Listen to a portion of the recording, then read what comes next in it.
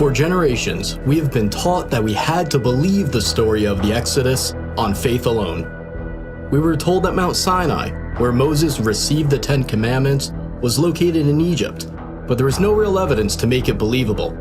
No pictures of left-behind artifacts, practically nothing to validate one of the most important stories of the Bible. The Bible says over 70 times that the Israelites went out of Egypt to Midian, which would be mostly or entirely modern-day Saudi Arabia.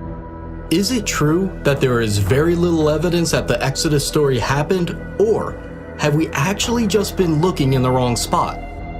While the theory of Moses and the Israelites being in Saudi Arabia is a relatively new theory to those of us in the outside world, it isn't new to the locals living there. We were frequently approached by Saudis eager to talk to Americans for the first time face to face.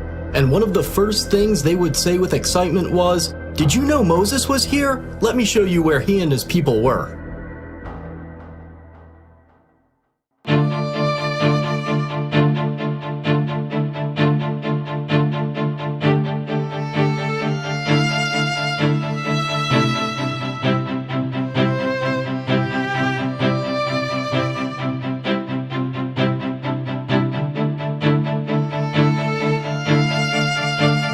The tradition that the mountain in Egypt's Sinai Peninsula is Mount Sinai only dates back to the 4th century AD. New research based on Jewish, Christian, and Islamic sources indicate that there is a tradition that is 600 years older, and according to that tradition, Mount Sinai is in northwest Saudi Arabia. This other tradition points to Jabal Makla, a peak on the mountain range known as Jebel al-Lawz, as the true Mountain of Moses. Several historical sources, including Josephus, recorded that Mount Sinai is the highest mountain near a city that is today called Al-Bad. Locals refer to Jabal Makla as Jebel Musa, the Mountain of Moses. So you call this one Jabal Musa? Jebel Musa. One of the distinguishing features of this mountain is the blackened top that you can see right behind me. The Bible says that God descended upon Mount Sinai as a fire. The blackened peaks stick out from the surrounding areas, and the rocks are only black from the outside.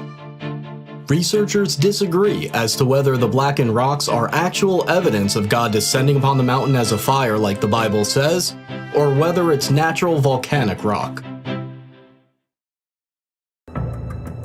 A small handful of Americans tried to sneak into this area in the late 1970s and the 1980s. They were arrested, and their photos and videos were confiscated by the Saudi police. Their evidence was lost. However, images and videos slowly began leaking out to the outside world. According to those who snuck in and were arrested, these sites were being kept secret by the Saudi regime, a theocracy that hid them from the world using fences and police and the threat of force. As I tried to understand why the Saudis were hiding this important site, I began reaching out to sources in the Islamic world. For 15 years, I've been in the fields of intelligence, counterterrorism, and international relations, and one of my best contacts had a story to tell.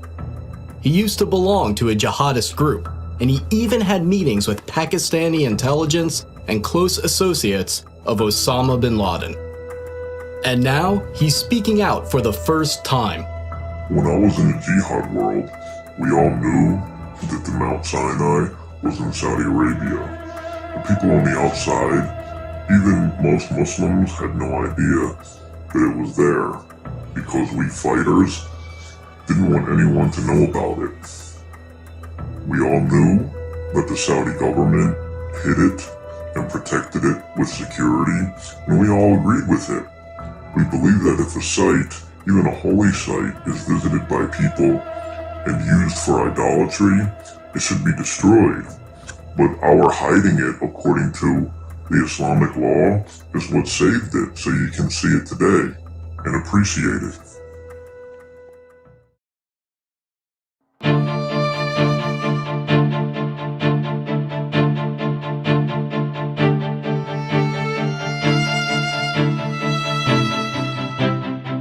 Moses flees Egypt after killing an Egyptian who he saw abusing one of the Hebrew slaves. He then escapes to Midian as a fugitive.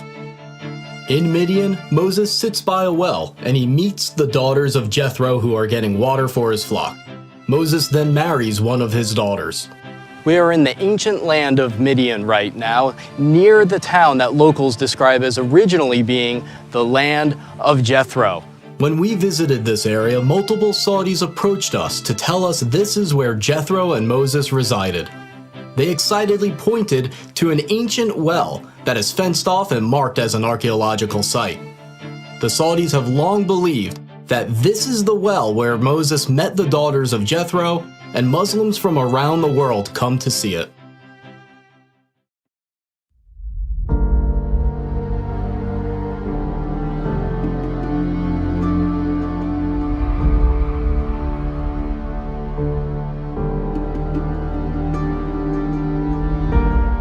The book of Exodus says that the Red Sea crossing happened at a spot named Yam Suf, but experts have long disagreed about where it was. There are two proposed Red Sea crossing sites from Egypt into Saudi Arabia. The first candidate is at the Straits of Tiran, at the bottom of Egypt's Sinai Peninsula. The second candidate is at Egypt's Nuweiba Beach. Dr. Glenn Fritz, who has a PhD in environmental geography, conducted a massive study of the land and all the historical references about where the crossing happened. He found only one exact match: Egypt's Nuweiba Beach.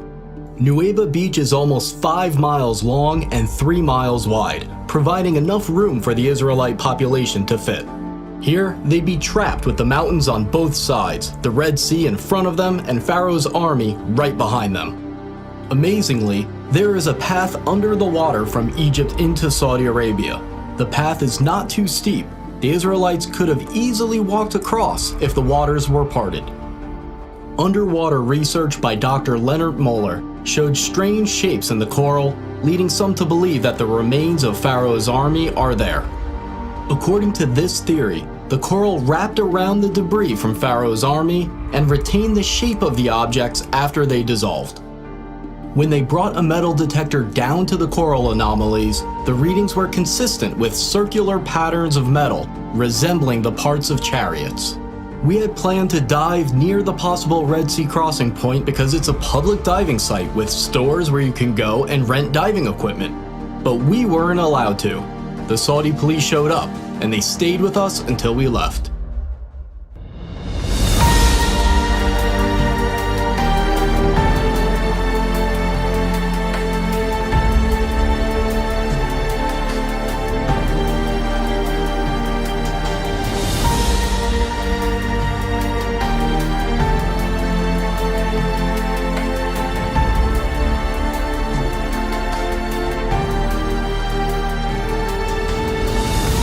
After the Red Sea crossing, Moses and the Israelites stop at a place near Mount Sinai named Elim.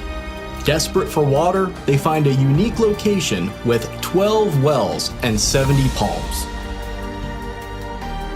Along the path to the possible real Mount Sinai, there is a match for Elim with many palm trees and, to this day, 12 wells. Saudi locals pointed us to this location and specifically referred to it as Elim.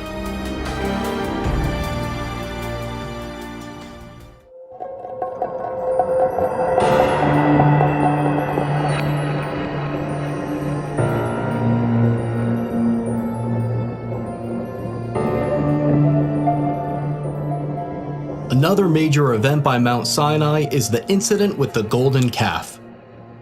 While Moses is up on Mount Sinai, some of his followers begin worshiping a golden calf. They place it up on a stand and begin worshiping around it, and they set up an altar in front of it.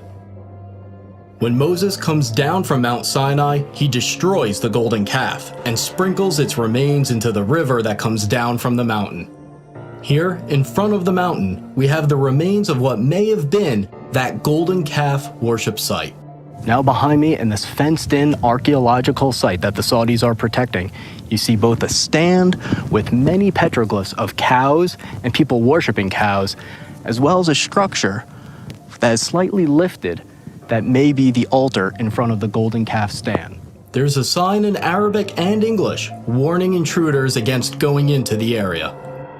The local tradition that this is where the golden calf was is so strong that if you approach it, you'll be suspected of searching for gold. According to the Bible, the worshippers of the golden calf say, "These are your gods, O Israel." This verse indicates that there are multiple depictions of bulls as the Israelites are worshiping the golden calf. On the top of the stand where the golden calf would have been placed, there is a circular indent where the rock has been worn down. It's speculated that this is where Moses grounded the golden calf into powder. After Moses destroys the golden calf, 3,000 of the golden calf worshippers are killed, so there must be a spot where thousands of people were buried. About 4 miles from this site, there's a massive ancient graveyard. It appears to be a mass burial site where the graves were dug all at once. It's located just outside the plain where the Israelites would have camped, so it's exactly where it should be if this is where that story took place. Here too, the Saudis have a sign identifying it as an archaeological site, and it's patrolled by police.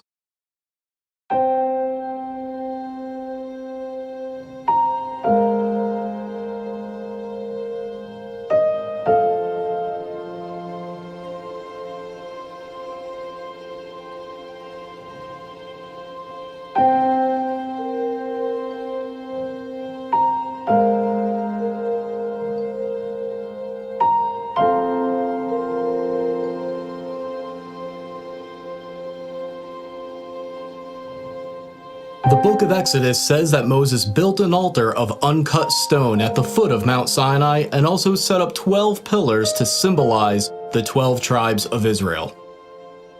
Right here at the foot of the mountain, we see this structure that resembles an ancient altar. And what we are standing in right now is probably the animal chutes that would lead them to sacrifice at the foot of the mountain. The animal chutes lead to this area of the structure, which may have been the slaughter platform for animal sacrifices. The Saudis, of course, say that this has nothing to do with Moses, but they admit that they found animal waste and bones underneath this area when they dug. People who have been to this site decades ago say that this site used to be much cleaner, and you could more clearly see the remains of about 12 pillars, as well as a stone platform that they would stand on. Near the altar and the 12 pillars, Moses reads to the Israelites the Book of the Covenant, and they agree to it. This means that Moses probably had a spot right above the altar that served as a stage in order to address the people. Right above this area with the altar and the pillars, there is an area that could have been a perfect spot for Moses to be seen and heard when the covenant is made. A Saudi local actually pointed to this part of the mountain and showed us how Moses' voice would have echoed like he was speaking in a natural amphitheater. The Bible says that a brook flowed down from Mount Sinai, providing water for the Israelites. The brook must have come down near the altar at the foot of the mountain for the sacrifices to take place, and the brook must have come near the golden calf because Moses threw its remains into the river.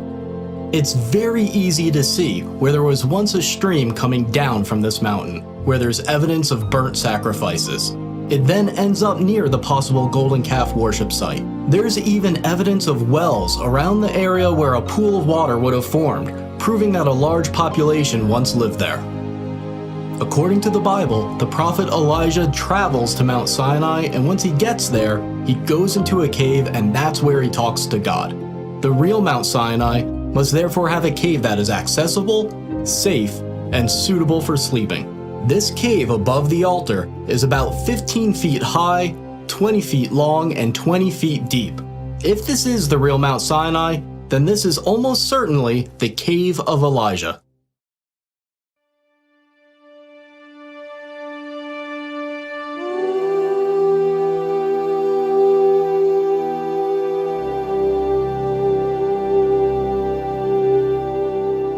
On the way to Mount Sinai, the Israelites camp where there's no water.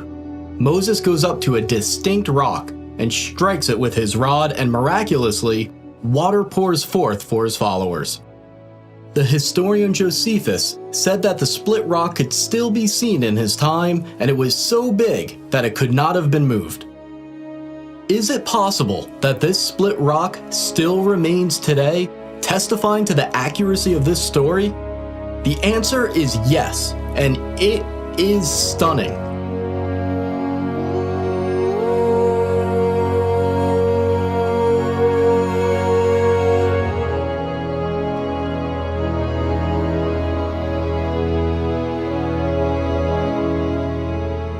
This split rock was first discovered by Jim and Penny Caldwell, an American couple that was working in Saudi Arabia in the early 1990s. The local Bedouins have long had two names for this area, the Water of Moses and the Split Rock of Moses.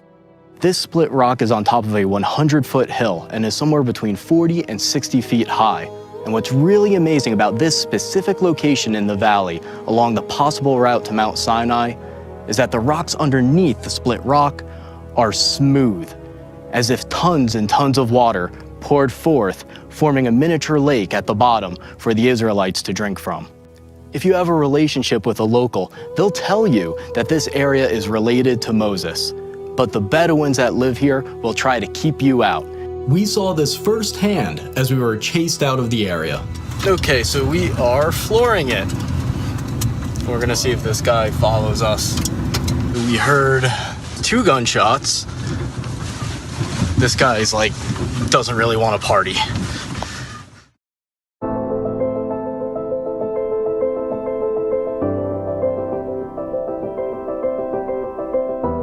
The Bible says the area near the split rock where the Israelites fought the Amalekites is named Rephidim, which means place of rest. Hebrew inscriptions we found there have been interpreted to say place of rest, the definition of Rephidim. Closer to the mountain, inscriptions have been found that Dr. Miles Jones, a scholar of ancient Hebrew, believes are talking about the battle with the Amalekites. He says one of the inscriptions refers to the death of an Amalekite. Nearby, there are 2 inscriptions that Dr. Jones believes are marking where a Hebrew mother and daughter died. The Bible says that God told the Israelites that they possess the land wherever the soles of their feet touch.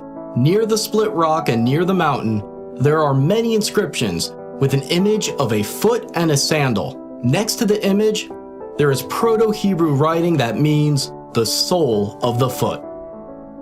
We also found inscriptions that were translated and found to refer to Yahweh, the Hebrew name for God. There's another area near the mountain named Wadi Musa, or the Valley of Moses. Here, a depiction of a menorah was found, and it might be the oldest depiction of a menorah known today.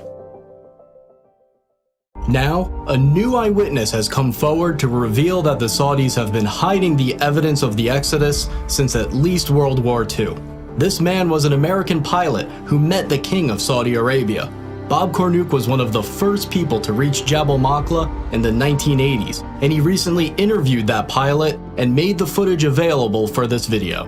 It's an honor to meet you. Well, thank you. Our lives have intersected possibly in something very historic, and we're talking about where the real Mount Sinai is located.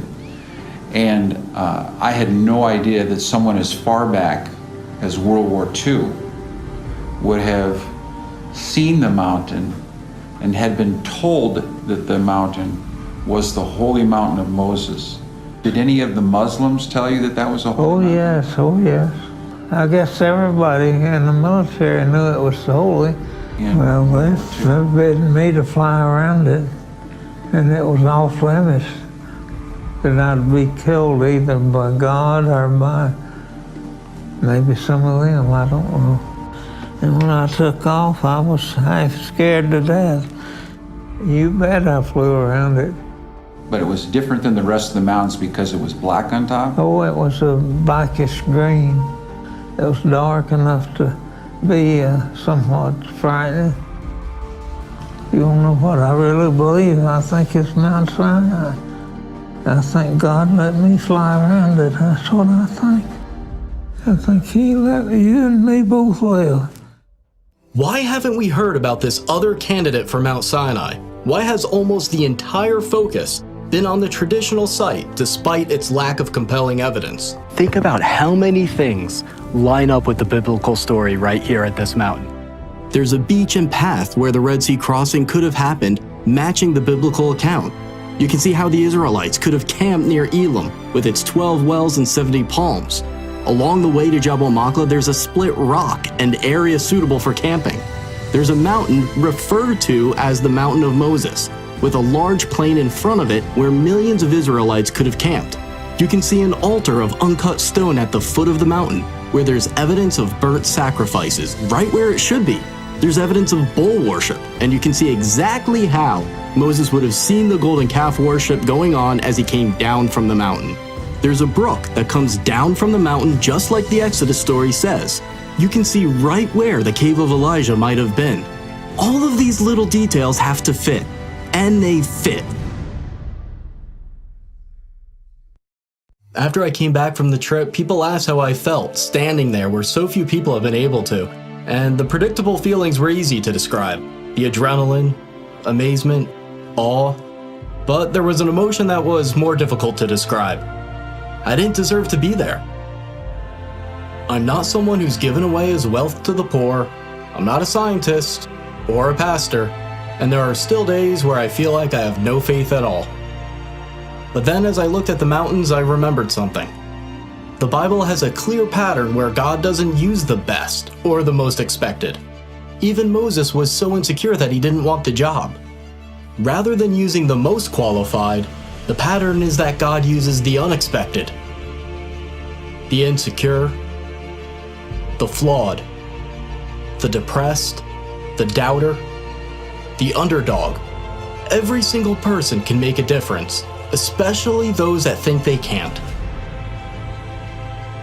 As you watch this, the Saudis are constructing a super city that is planned to be 33 times the size of New York. If all of us don't take action, Saudi construction in the area may destroy key evidence and prevent excavation for the foreseeable future.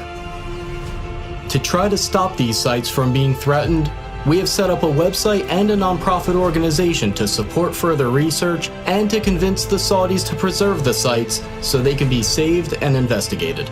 We're entering a period that we have never been in before, one where this footage and other evidence of the Exodus and the Bible overall are only a click away for anyone on Earth with an internet connection. And as these sites are revealed, it will change the Middle East forever and impact the billions of people who follow Judaism, Christianity, Islam, and those with no faith at all. The world is about to change.